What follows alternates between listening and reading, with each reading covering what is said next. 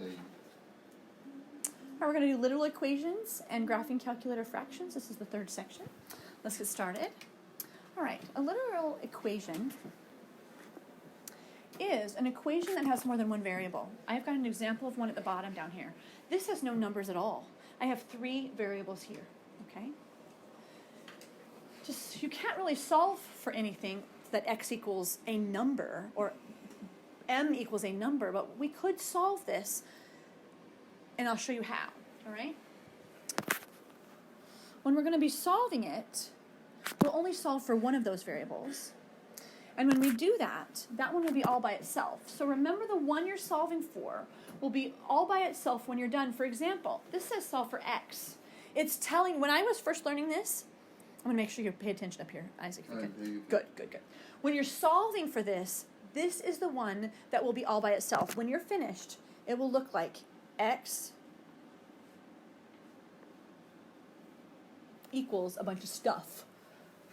And that stuff won't be just one number anymore. All right? It'll be x equals and then a bunch of stuff. The reason I know it's x equals is because you're solving for x. So when it asks you to solve for it, that's what you're going to have all by itself when you're done. So like x equals.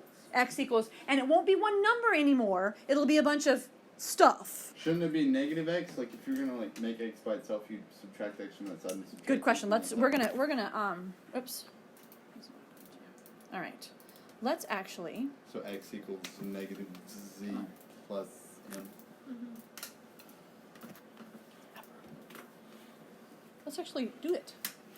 Let's do that one over there. Just watch, though. Okay? Well, let's do that together. If I was going to move it, I'm not going to move the x over there, Isaac, because I want to make everything away from x. Okay. I'm going to move the m over there. Okay? And since x is the one that we're keeping there, I'm going to move the m over by subtracting. So I'm going to subtract m and subtract m. Are you with me so far? I'm with you 105%. These are not like terms. I cannot get a new letter out of it.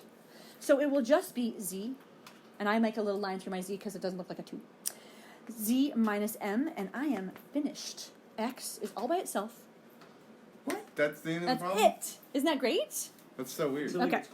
It does look a little harder, and a lot of my students are like, oh no, there's no numbers, and so they get a little nervous. So let's do numbers 1, 5, and 9 together, and hopefully we can clear up any nerves that you might have. So it says for x here, I wouldn't do anything. I just do g equals negative 5x. And I just did that one for you. Let's make sure you did it, because I just did number 1 for you.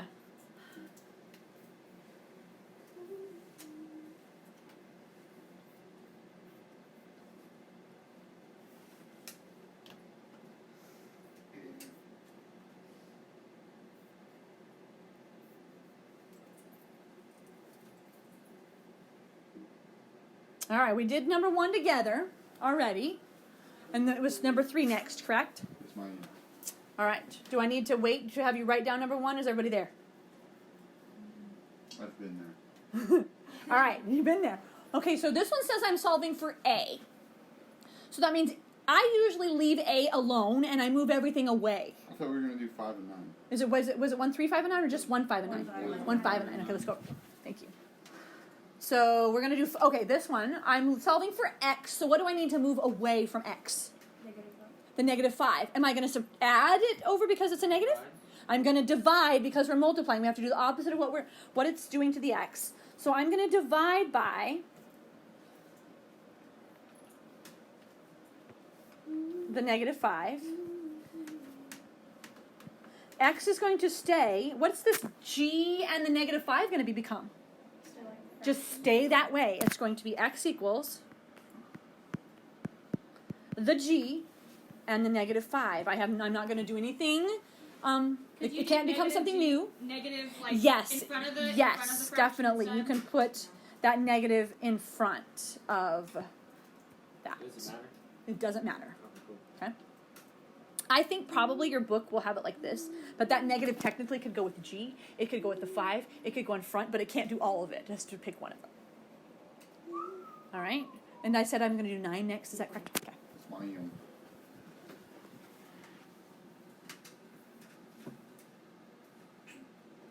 All right. Now we're going to do multiple things. I'm going to get rid of the letter. I'm going to keep the X, but what am I going to move away? The C and the... And we have to choose which one to do first, and it really does matter which one we do first. Am I going to subtract the Y first or divide the C first? Subtract the Y. Yes, just like if you had 6 equals 2x plus 5. I wouldn't move the 2 first. I would do this subtraction first. Same thing over here. I'm going to move the Y first by subtracting. All right? So I'm going to subtract the Y, and I write it all out. What is G subtract Y? G minus Y over C. Very good. I got the G minus Y. Brett's ahead, and I love it because that means he understands. All right. What do I do with the C? Divide it. Now be careful. When you divide it, you are dividing the entire side. The entire side, not just one of them. Technically, you could put it under each, but me being one of those people who are, I like to be efficient. I don't want to write C twice. So I'm going to do it all on one side. So X will be G minus Y all over C. Please ask me some questions. Real quick. Yes. Wouldn't that be a So negative for number 11, See, that's where I'm at. Number you 11 would, has me confused. you would no, I don't think I'm confused. I Wouldn't should that ask be a a clarifying negative question. So since this is division, you would first need to multiply the m over, since we're looking for a, so it's zm and then minus or plus b. Be very careful. I'm going to go to do that one. So let me come over. Hold up. Shouldn't that be a negative? So I think you would multiply. I can come back. I can come back. No, you Isaac. multiply the I can A come back. Because the A is on the bottom. Okay, well, Shouldn't that be a negative C if you're going to subtract C from both we sides? divided it. We divide because C is multiplying to the X, and so we divide it over. So that's why it's not negative. Did I answer both of your questions? Because you both thought that, right? No. Okay. No, I'm Okay. talking All right. No. Did that help, Isaac? Okay. I heard something about 11. Yeah.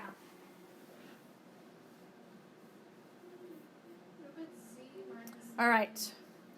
We're going to move, we want A by itself, and it's in the denominator, okay? And that makes it kind of difficult. So, am I going to move the B, the negative B, or the M first? I said The m. negative. I do the B. We're going to do the B first. Because we always do the add and subtract first and the multiply divide last. We're going to add B over, okay? So when we do that, it'll become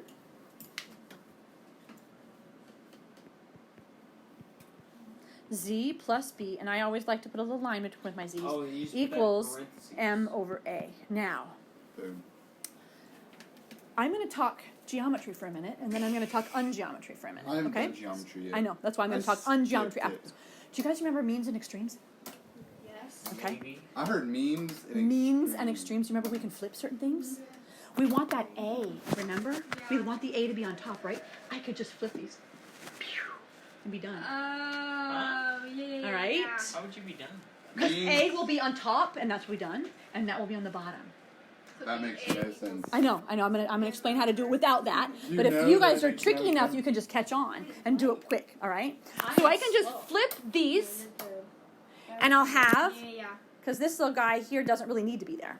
So A will be on top, Oh, I see. Because you're trying to get A. A by itself, and A will be up there, and that then we'll have M over Z plus B, and be done.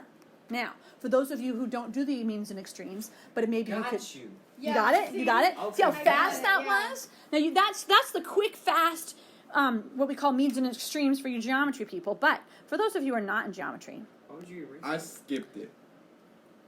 you'll probably have to catch up sometime. This A is on the bottom, and I'm going to have to multiply both sides by A. Don't distribute it. Okay, don't distribute it. M will equal A times Z plus B. You with me so far? No. I'm trying to write it down. I was still stuck on the I'll come means back. and extremes. Okay, just what I'm telling you now, since you haven't done the geometry thing, forget the means and extremes. Yeah, then you This can is your just turn now. divide that This up. is your turn. I'm talking to you because you haven't had that means and extremes. So this is what you'll do instead. Okay? All right, here we go. A needs to get up on top. And the way to do that, I'm going to have to multiply this side by A and this side by A. Okay? So this A will cancel, and I'm left with M, and I'm going to scoot over a little. My M will be here, And I'll have A times that stuff Z plus B, and don't distribute it. Okay? You with me so far? Sure, Isaac, I with me? guess. Okay. I want A alone, so this stuff has to leave. So divide by it. So it'll be divide. So it'll go down here. So A equals M over Z plus B. That's correct. So I'll divide Z plus B. Divide Z And plus you're going to B. explain this in your YouTube video, so like if I wanted to watch this again. Yes, and I'm explaining it right now for you, and this will just be repeated. I'm just saying like if I wanted like Yes, refresh this will my be mind. on. Yes, M over I'm gonna put the blue one. Z plus B. Do you and see the means and extremes way that we just did it quick. It just flipped it, and that's a B, by the way. It's coming. It's coming. There we go. Let's review what we did today. We solved literal equations where we had multiple variables, and we moved everything away from the variable being solved.